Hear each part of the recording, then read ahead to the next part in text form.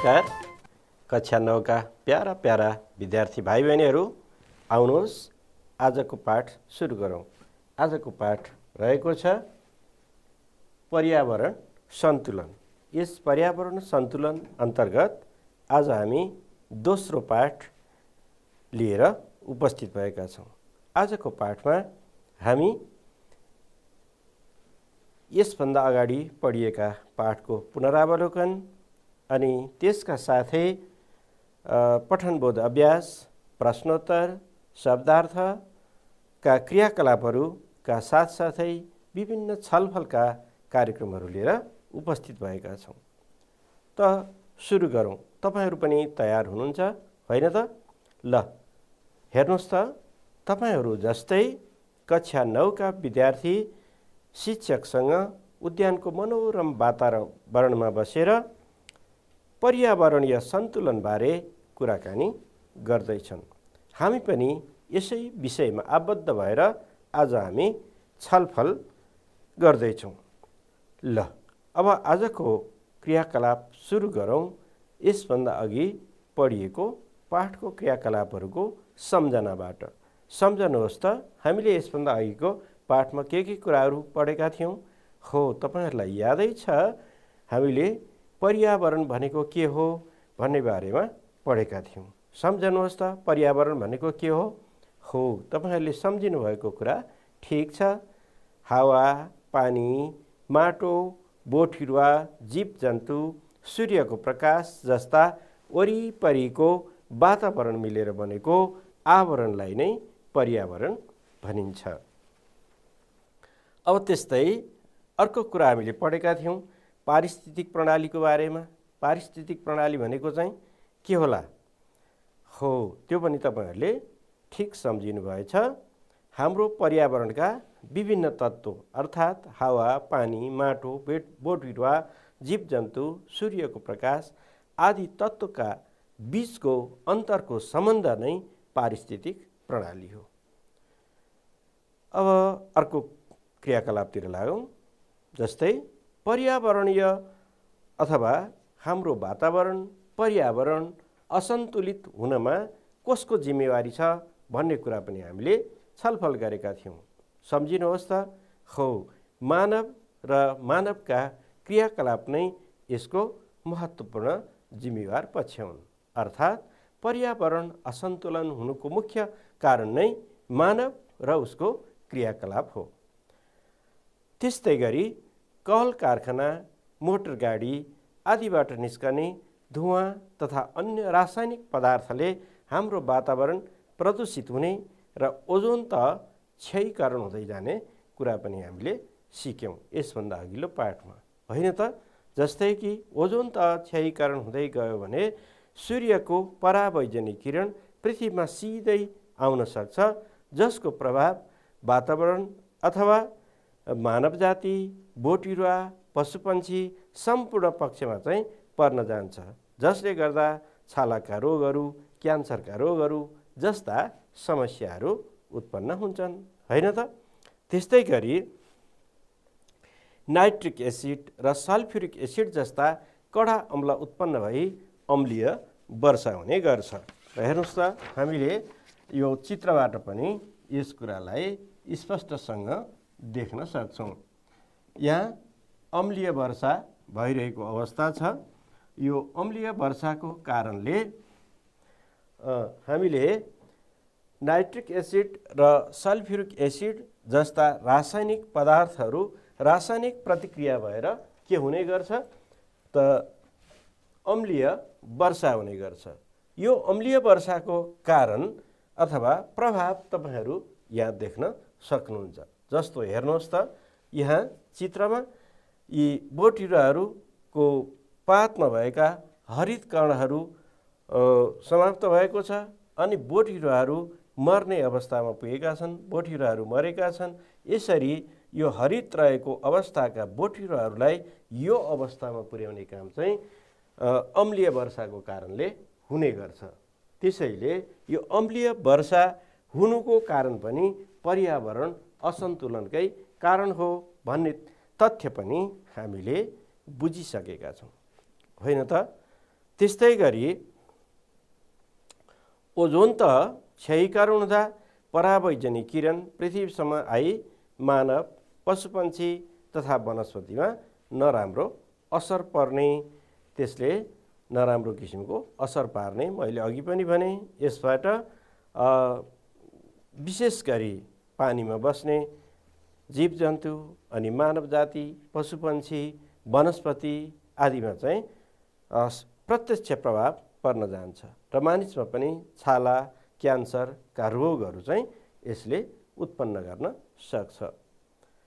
त्यस्तै अब हामी अर्को क्रियाकलापतिर लाग्दैछौँ। यो त भयो यसभन्दा अघिल्लो अथवा हामीले यसभन्दा अघि पढेका पाठका क्रियाकलापहरू के थिए, के कुराहरू थिए, के विषयवस्तु थिए भन्ने कुरा हामीले सामान्यतया सम्झ्यौँ। त्यसका साथसाथै हामीले यसभन्दा अगाडिका पाठमा प्रश्नोत्तरका क्रियाकलापहरू, शब्दार्थ अध्ययनका कुराहरू पनि गरेका थियौँ। आज पनि हामी ती क्रियाकलापहरू अगाडि बढाउँछौँ, दोहोऱ्याउँछौँ। हेर्नुहोस् त, तिनै कुराहरू छन् जस्तो हामी अब तपाईहरू आफ्नो पाठ्यपुस्तकमा हेर्दै हुनुहुन्छ होइन त? ल हेर्नुहोस्, अब हामी सस्वर वाचनको अभ्यासतिर लाग्दैछौँ। ल अब यहाँ निशान्तको कुराबाट सुरु भएको छ आजको सस्वर वाचनको क्रियाकलाप है त। नर्सरीमा साना तथा कलिला बिरुवाका लागि आवश्यक ताप व्यवस्थापनका लागि सिसा प्रयोग गरी हरित गृह बनाइएको हुन्छ। सूर्यबाट आएका किरण सजिलै निस्कन नसक्ने भएकाले हरित गृहभित्र बाहिरको तापक्रमभन्दा केही बढी न्यानोपन कायम रहन्छ। हाम्रो वायुमण्डलमा मुख्य रूपमा कार्बन डाइअक्साइडको मात्रा बढी हुँदा यसले सिसाको जस्तै गुण देखाउँछ र पृथ्वीको तापक्रम बढ्दै जान्छ। यसैलाई हरित गृह प्रभाव भनिन्छ। यस कारणले पनि दिनानुदिन पृथ्वीको तापक्रम बढ्दै गएको छ। यसलाई ग्लोबल वार्मिङ भनिन्छ रे। यसरी निशान्तको बुझाइको कुरा यसरी प्रस्तुत भएको छ। तपाईहरूले पनि निशान्तको कुराबाट थाहा पाइसक्नु भएको छ होइन त? जस्तै हरित गृह भनेको के रहेछ? हो, बोट बिरुवालाई अनुकूल तापक्रम अथवा प्रतिकूल तापक्रमबाट बचाउनका लागि अनुकूल वातावरण सिर्जना गर्नका लागि सिसा वा प्लास्टिकको टहरो वा छानो राखेर टहरो वा बोटबिरुवालाई जोगाउनको लागि छारी जस्तो दिएको हुन्छ। त्यसबाट सूर्यको किरणको रिफ्लेक्सन हुन पुग्दा अर्थात् त्यसमा भित्र बोटबिरुवालाई त न्यानोपन कायम राख्छ, तर त्यसबाट तापक्रम वृद्धि हुँदै जान्छ। यसरी यो तापक्रम बढ्दै जाँदा विश्व तापीकरणको समस्या आइलाग्छ। त्यसैलाई नै हामी के भन्छौँ? ग्लोबल वार्मिङ भन्ने गर्छौँ। यसमा स्पष्ट भनिएको छ। अब हेर्नुहोस् त, शिक्षकले भन्नुहुन्छ, स्याबास, निशान्तले पाएको जानकारी 100% सही छ। तिमीहरूको उत्साहपूर्ण सहभागिताबाट मलाई साह्रै खुसी लाग्यो। पढ्दै हुनुहुन्छ तपाईहरू पनि ठिकसँग उच्चारण गर्दै अनि यसलाई आरोह अवरोह मिलाउँदै पढ्दै जानुहोस् है। ल, सुवर्णको कुरा, गुरु यसो हेर्दा त पर्यावरणीय असन्तुलनको कारण विशेष गरी मानिसले गरेका विकास तथा आविष्कार नै भएको महसुस भयो नि। मैले कतै गलत त बुझिनँ गुरु? शिक्षक, तिमीले बुझेको कुरा ठिक हो। अनियन्त्रित जनसङ्ख्या वृद्धि, बढ्दो शहरीकरण, स्रोत साधनको अत्यधिक प्रयोग आदि नै पर्यावरण विनाशका कारण हुन्। यी सबै मानव क्रियाकलापसँग सम्बन्धित छन्। कुनै पनि विकास कार्यक्रमले केही न केही पर्यावरणीय क्षति त अवश्य निम्त्याउँछ। दीक्षाको कुरा सुनौ। त्यसो भए त पर्यावरण संरक्षणका लागि विकास निर्माणका काम नै रोक्नु पर्यो नि, होइन र? जिज्ञासा सुन्नुभयो। अब विकास निर्माणका कामहरू गर्दा वातावरण वा पर्यावरण असन्तुलन हुन्छ भने त्यसलाई रोक्नु नै उपयुक्त हो कि भन्ने जिज्ञासा आएको छ। तपाईहरुलाई कस्तो लाग्छ यो जिज्ञासा? शिक्षकको कुरा सुनौँ अब। पृथ्वी सम्पूर्ण प्राणीको साझा घर हो। यसको विनाशले सबैको जीवनमा नकारात्मक प्रभाव पार्ने तथ्य स्वयं मानिस नै समस्यामा पर्ने गरेकाले अहिले आएर मानिसको चेतनामा परिवर्तन आएको छ। दिगो विकासको अवधारणा अनुरूप खानेपानी योजना, जलविद्युत परियोजना, सडक निर्माण जस्ता विकास योजना निर्माण गरिनुपर्छ। दिगो विकास भनेको दीर्घकालीन वा लामो समयसम्म टिकाउ हुने विकास हो।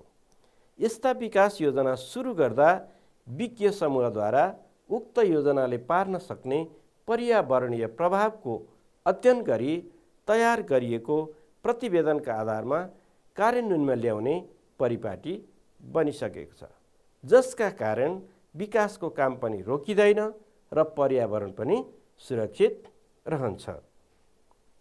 पढ्दै हुनुहुन्छ? क्रमशः पढ्दै जाउँ है। श्रेयाको कुरा सुनौँ अब। दिगो विकासको कुरा त मलाई साह्रै ठिक लाग्यो। दिगो विकासको अवधारणा अनुसार कार्य गर्न सके विकास योजनाका कारण वातावरणमा पर्न जाने नकारात्मक प्रभावलाई न्यून गर्न सकिने पो रहेछ त। ल विद्यार्थी भाइ बहिनीहरू, तपाईहरुले पनि यसलाई पढ्नुभयो होइन त? अब यसमा केही शब्दको अर्थ आएन भन्ने कुराहरू पनि म सुन्दैछु है त। ल त्यसो भए ती शब्दहरूको अर्थ तपाईहरुलाई कसैलाई आउँछ होला, कसैलाई आउँदैन होला। जसलाई आउँदैन तपाईहरुले हेर्नुहोस्, टिप्नुहोस् र याद गर्नुहोस्। जस्तै हरित गृह, यसको अर्थ के हो? बोट बिरुवा उमार्न र प्रतिकूल हावापानीबाट बचाउन पारदर्शी सिसा वा प्लास्टिकको छानो, बारबाट बनाइएको टहरो आदिलाई हरित गृह भनिन्छ। अब त्यस्तै अर्को शब्द भन्नुभयो आविष्कार। आविष्कार शब्दको अर्थ भन्नुहोस् त? यसलाई उच्चारण पनि आविष्कार गर्ने यसरी। अनि यसको अर्थ चाहिँ नयाँ नयाँ वस्तु वा सिद्धान्तको खोजी गरी प्रकाशमा ल्याउने अथवा जानकारीमा ल्याउने काम नै के हो? आविष्कार हो। त्यस्तै अर्को शब्द भन्नुभयो दिनानुदिन।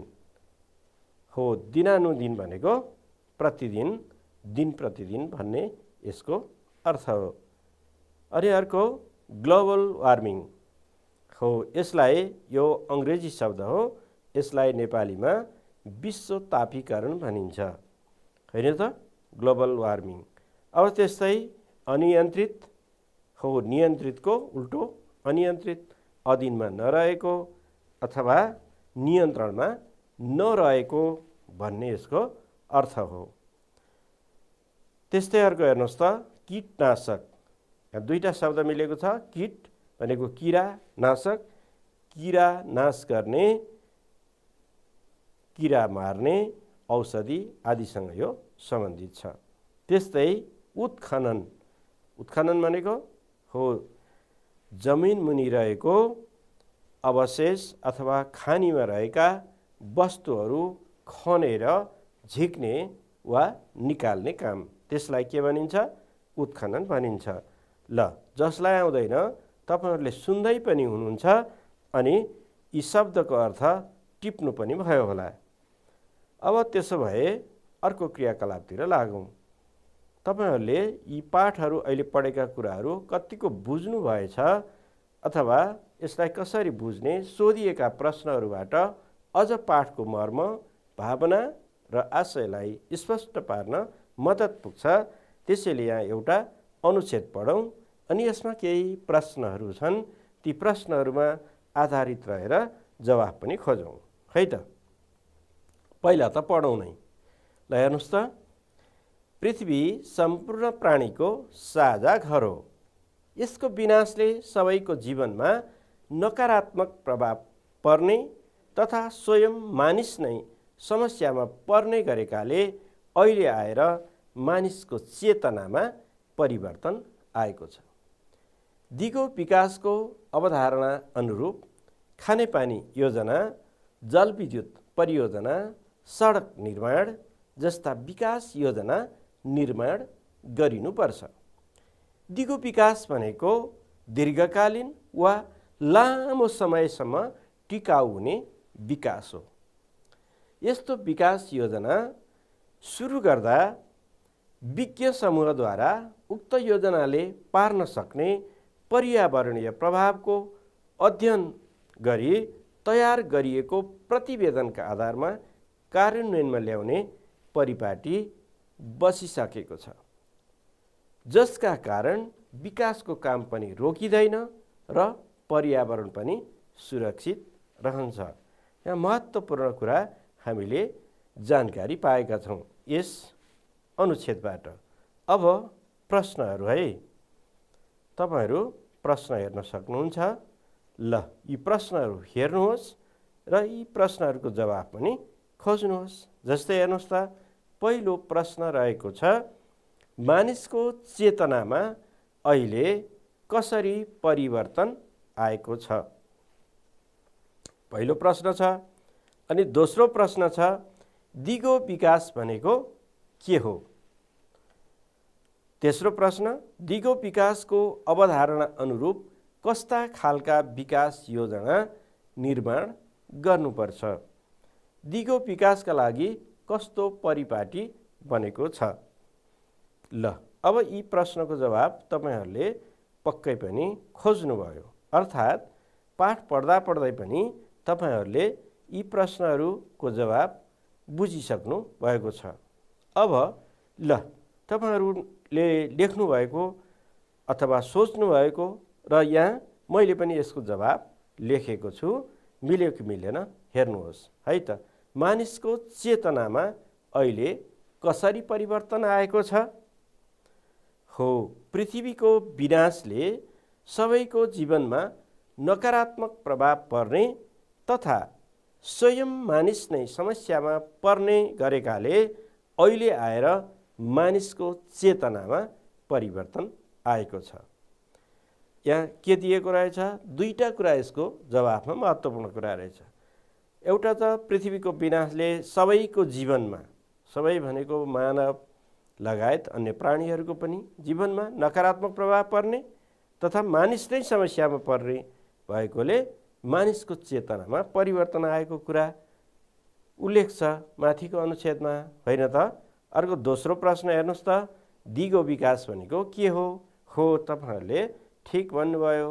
दिगो विकास भनेको लामो समयसम्म टिक्ने, लामो अवधिसम्म रहने अथवा लामो अवधिसम्म त्यसको उपभोग गर्न सकिने अवस्थालाई नै के भनिन्छ? त्यस्तो विकासलाई दिगो विकास भनिन्छ। अब यसलाई सामान्यतया मिलाएर लेख्दा छोटकरीमा यसरी लेख्न सकिन्छ, दिगो विकास भनेको दीर्घकालीन वा लामो समयसम्म टिकाउ हुने विकास हो। अब हाम्रो तेस्रो प्रश्न थियो, दिगो विकासको अवधारणा अनुरूप कस्ता खालका विकास योजना निर्माण गर्नुपर्छ? ल, सम्झिनुहोस् त। हो, दिगो विकासको अवधारणा अनुरूप खानेपानी योजना, जलविद्युत परियोजना, सडक निर्माण जस्ता विकास योजना निर्माण गर्नुपर्छ भन्ने रहेको छ। अर्थात् विकासका पूर्वाधारहरूको निर्माण गर्दा दिगो विकासको अवधारणा अनुरूप निर्माण गरिनुपर्छ भन्ने किसिमको कुरा यो प्रश्नको आशय बुझिन्छ। अब तेस्रो हेर्नुहोस् त, अर्को चौथो प्रश्न, दिगो विकासका लागि कस्तो परिपाटी बनेको छ? हो, दिन प्रतिदिन विकासका कुराहरूले समस्याहरू ल्याउँदै गर्दा अनि त्यसमा धेरै छलफल, बहस, तर्कहरू हुँदै निष्कर्ष हुँदै एउटा नयाँ वास्तविक परिपाटी पनि बनेको छ। के बनेको छ त? हो, विकास योजना सुरु गर्दा विज्ञ समूह बनाउने, त्यो विज्ञ समूहले चाहिँ योजनाले पार्न सक्ने पर्यावरणीय प्रभावको अध्ययन गर्छ अनि त्यसरी अध्ययन गरिसकेपछि त्यो विज्ञ समूहले एउटा प्रतिवेदन तयार पार्छ। त्यही प्रतिवेदनका आधारमा कार्यान्वयनमा ल्याउने परिपाटी अहिले सुरु भएको छ, होइन त? यो राम्रो कुरा होइन रहेछ त? अब यसलाई हामीले यसरी लेख्न सक्छौँ। जस्तै विकास योजना सुरु गर्दा विज्ञ समूहद्वारा उक्त योजनाले पार्न सक्ने पर्यावरणीय प्रभावको अध्ययन गरी तयार गरिएको प्रतिवेदनका आधारमा कार्यान्वयनमा ल्याउने परिपाटी बसिसकेको छ। त विद्यार्थी भाइ बहिनीहरू, हामीले अहिलेसम्मका क्रियाकलापबाट सस्वर वाचनको अभ्यास गऱ्यौँ, अनि शब्दार्थ अध्ययनको अभ्यास पनि गऱ्यौँ, अनि पठनबोधको अभ्यास पनि गऱ्यौँ। यसबाट तपाईहरूलाई भाषिक कुराहरूका साथसाथै विषयवस्तुहरूको कुरा पनि बुझ्न पक्कै पनि मद्दत भएको होला।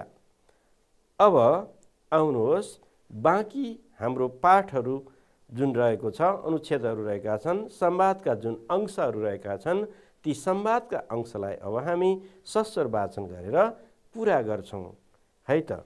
ल, अब निहारिकाको कुरा सुनौँ।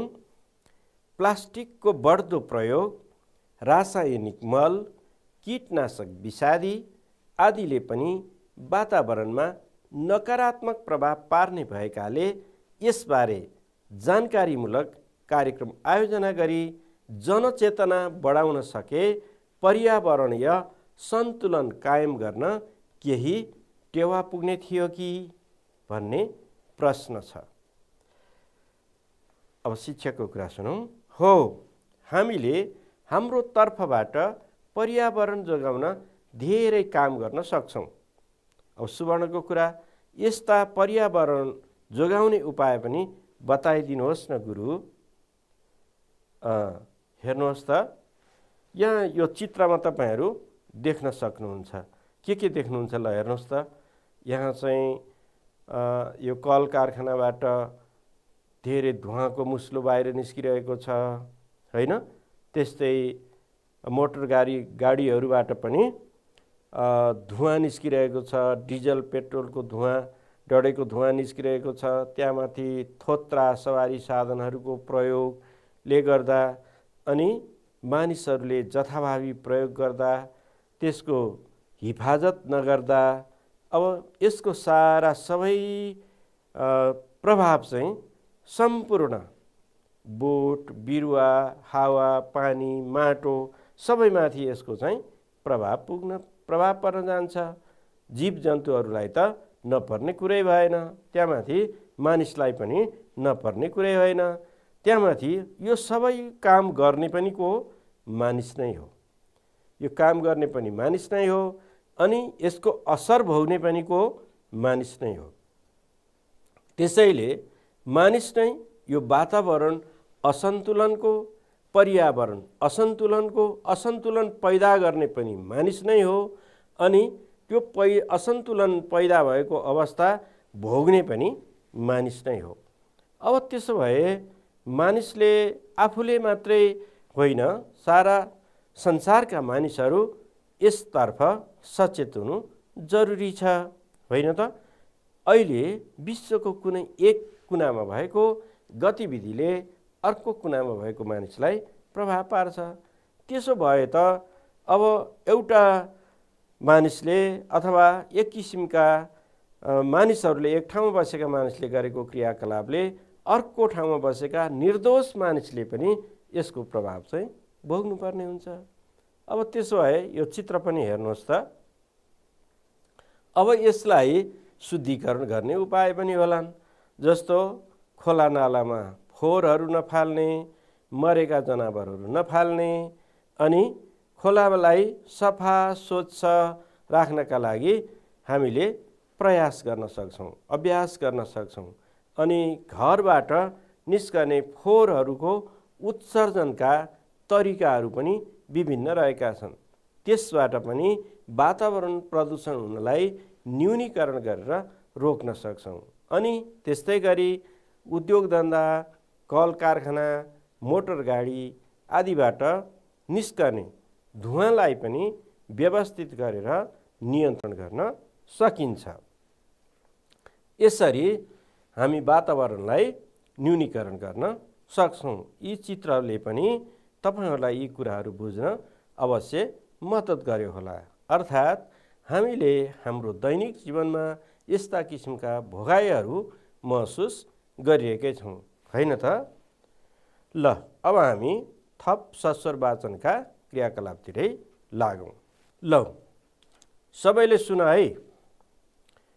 घरबाट निस्कने फोहोरको वर्गीकरण गरी सड्ने फोहोरलाई मल बनाई प्रयोग गर्न सके वातावरणीय सरसफाइमा टेवा पुग्छ, होइन त? त विद्यार्थी भाइ बहिनीहरू, हामी यहाँ अनुच्छेद पढ्दै पनि छौँ, कुरा पनि बुझ्दैछौँ। अब फोहोरलाई मोहोरमा परिणत गर्न पनि सकिन्छ। फोहोरलाई मोहोरमा परिणत गर्ने कसरी हो त? जस्तै हामीले यहाँ तरिका सिक्यौँ। हेर्नुहोस् त, अब कुहिने र नकुहिने फोहोरलाई छुट्याएर कुहिनेलाई हामीले मल बनाउन पनि सक्छौँ। त्यसो गर्दा बोटबिरुवाले पाउने पौष्टिक पदार्थ पनि बोटबिरुवाका लागि चाहिने मल आदि पाउन सक्छन्, बोटबिरुवाहरू फस्टाउन सक्छन्, बोटबिरुवाहरू चाहिँ राम्रोसँग अगाडि बढ्न सक्छन्। यसले गर्दा किसानलाई पनि सहयोग पुग्छ, अन्य पक्षलाई पनि सहयोग पुग्न सक्छ। त्यसै गरी अब हामीले रासायनिक मलको प्रयोगलाई फोहोरलाई उपयोग गर्न सक्दा घटाउन सक्छौँ। अनि हामी सबैले आफ्नो घरबाटै पर्यावरण संरक्षणको अभियान सुरु गर्नु जरुरी छ। पेट्रोलियम पदार्थका सट्टामा जलविद्युत, सौर्य ऊर्जा, गोबर ग्यास जस्ता वैकल्पिक ऊर्जाका स्रोतको प्रयोग गर्न सके वातावरणीय प्रदूषण घट्न गई हामी स्वच्छ वातावरण पाउँछौँ। फेरि हाम्रो देशमा जलविद्युत, वायु ऊर्जा तथा सौर्य ऊर्जाको पर्याप्त सम्भावना पनि भएकाले यसतर्फ सबैलाई प्रेरित गर्न सके पर्यावरण संरक्षण मात्र होइन, देशको अर्थतन्त्र पनि माथि उठ्ने कुरामा कुनै दुईमत छैन। भाइ बहिनीहरू, यो अनुच्छेदको आशय तपाईहरूले बुझिसक्नु भएको छ। फोहोरलाई व्यवस्थित गर्न सक्यो भने हामीले रासायनिक मलको प्रयोग घटाउन सक्ने कुरा पनि आयो। अनि अर्को चाहिँ वातावरणमा जस्तो प्रभाव पार्ने धेरै हामीले माथि अघि पनि छलफल गरेका थियौँ। पेट्रोलियम पदार्थ, डिजल, पेट्रोल उद्योग धन्दा आदिमा हामीले जुन प्रयोग गर्छौँ त्यसको सट्टा चाहिँ हामीले जलविद्युत, सौर्य ऊर्जाको प्रयोग गर्न सक्यौँ भने एकातिर हाम्रो त आयात पनि घट्छ अनि अर्कोतिर बचत पनि हुन पुग्छ अनि देशमा आर्थिक क्रान्ति ल्याउनका लागि पनि त यसले मद्दत पुग्ने रहेछ। हामीले यो कुरा पनि राम्रोसँग बुझिसकेका छौँ। अब बाँकी अनुच्छेदहरू वाचन गरौँ है। निशान्त, यो नवीकरणीय र अनवीकरणीय स्रोतका बारेमा पनि केही जान्न पाए राम्रो हुन्थ्यो कि गुरु? पर्यावरणमा भएका विभिन्न स्रोत साधनको प्रयोग गरेर नै हाम्रो जीविका चलेको हुन्छ। पृथ्वीमा भएका प्राणीमध्ये मानिस सर्वोत्कृष्ट प्राणी भएकाले ऊ आफ्नो चेतना र ज्ञानको प्रयोग गरी पृथ्वीमा उपलब्ध स्रोत साधनको उत्खनन र प्रशोधन गरी भरपूर प्रयोग गर्छ। भूमिगत तेल, भूमिगत पानी, विभिन्न धातु, वन जङ्गल, जडीबुटी, नदीनाला सबैको प्रयोग गर्न सक्ने क्षमता मानिसमा रहेको छ। कतिपय मानिसले यी स्रोत साधन प्रयोग गरी मनज्ञ आर्थिक उपार्जन पनि गरेका छन्।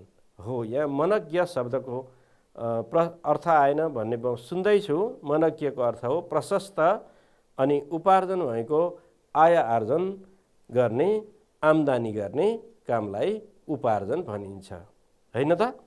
ल, बाँकी हामी पढ्दैछौँ। यस्ता स्रोत साधनलाई नवीकरणीय र अनवीकरणीय स्रोत गरी दुई वर्गमा विभाजन गर्न सकिन्छ। अब यो नवीकरणीय के होला, अनवीकरणीय के होला, यही अनुच्छेदबाट हामी स्पष्ट हुन सक्छौँ। एक पटक प्रयोग गरिसकेपछि पनि पुनः उपयोग गर्न सकिने स्रोतलाई नवीकरणीय ऊर्जा स्रोत भनिन्छ। हेर्नुहोस् त, यी नवीकरणीय भनेको के रहेछ? एक पटक प्रयोग गरिसकेपछि पनि पुनः उपयोग गर्न सकिने स्रोतलाई नवीकरणीय ऊर्जा स्रोत भनिन्छ। जमिन, वनजङ्गल, जडीबुटी, भूमिगत पानी आदि नवीकरणीय ऊर्जाका स्रोत हुन्। एक पटक प्रयोग गरिसकेपछि फेरि उपयोग गर्न नसकिने स्रोतलाई अनवीकरणीय स्रोत भनिन्छ।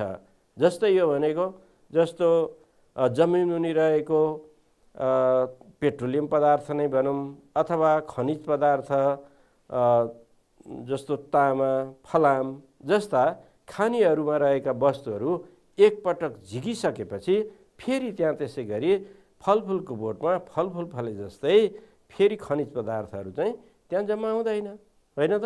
ती अनवीकरणीय भए। ल अब त्यस्तै साँच्चै यी अनवीकरणीय स्रोतको प्रयोगमा ध्यान दिएन भने त भावी पुस्ताले यिनीहरूको प्रयोग गर्न नपाउने पो रहेछ नि त। हेर्नुहोस् त, कस्तो गम्भीर कुरा सुवर्णको प्रश्न छ, यहाँ जिज्ञासा छ। हो दीक्षा, यी स्रोतको प्रयोग गर्दा त निकै नै ध्यान पुर्याउनु पर्ने पो देखियो नि गुरु।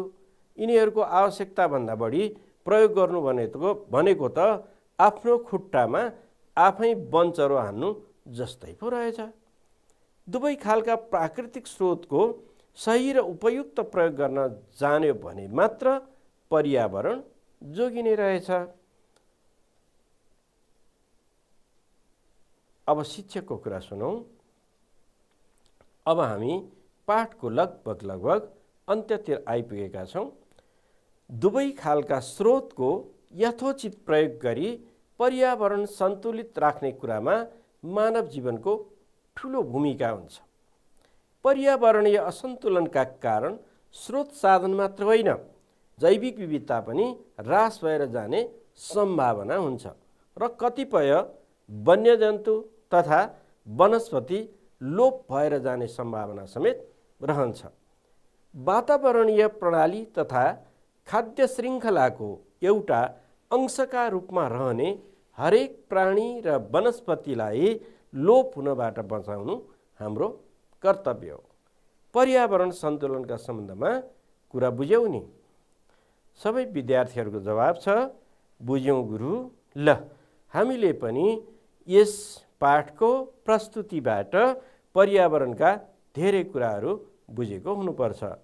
अब हेर्नुहोस् त, यी पर्यावरण सन्तुलनका लागि आज हामीले हातमा हात मिलाउँदै साथमा सहयोग पुर्याउँदै अघि बढ्नु पर्छ र हाम्रो मानव बस्तीलाई सुन्दर, सफा, स्वच्छ, हराभरा र सन्तुलित बनाइ राख्नुपर्छ। अब भाइ बहिनीहरूलाई म केही प्रश्नहरू राख्दैछु, सम्झिनुहोस् त। यी प्रश्नहरूका बारेमा हामीले माथि पर्याप्त छलफलहरू गरिसकेका छौँ। जस्तै कि हरित गृह भनेको के हो? ल भन्नुहोस् त। हो, तपाईँहरूले सम्झिनुभयो है।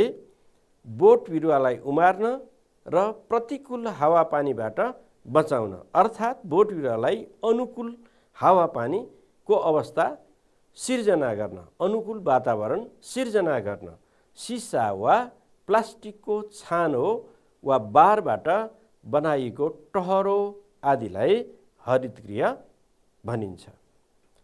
अब अर्को प्रश्नतिर लागौँ।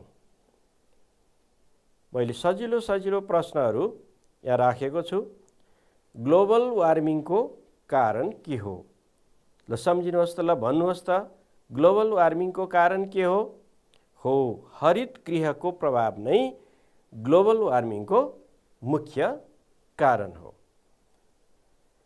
अब अर्को प्रश्न, पर्यावरण विनाशका कारणहरू के हुन् वा के छन्? ल भन्नुहोस् त।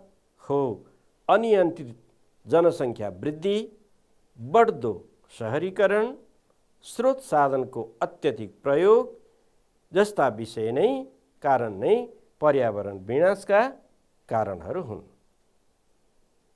अर्को प्रश्न, वातावरणीय प्रदूषण कसरी घटाउन सकिन्छ? हो, पेट्रोलियम पदार्थका सट्टामा जलविद्युत, सौर्य ऊर्जा, गोबर ग्यास जस्ता वैकल्पिक ऊर्जाका स्रोतको प्रयोग गर्न सकेमा वातावरणीय प्रदूषण घटाउन सकिन्छ। मानिसमा कस्ता कस्ता वस्तुको प्रयोग गर्न सक्ने क्षमता छ? सम्झिनुभयो?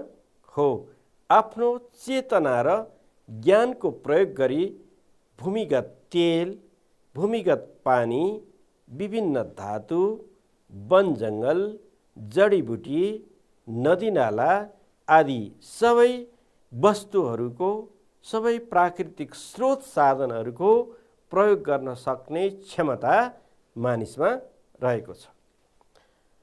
त भाइ बहिनीहरू, यसरी हामीले आजको पाठमा सस्वर वाचन, शब्दार्थ अध्ययन, प्रश्नोत्तरका क्रियाकलापहरू प्रस्तुत गर्यौं। यसबाट तपाईहरुलाई पक्कै पनि यी विषयवस्तुहरू र भाषिक अभ्यासका कुराहरू बुझ्न मद्दत पुग्यो नै होला। लौ त भाइ बहिनीहरू, आजको समय पनि सकिएको छ।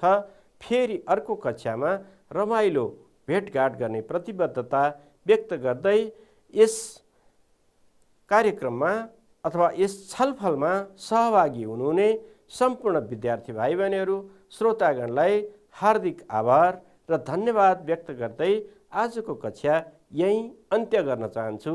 धन्यवाद, नमस्कार।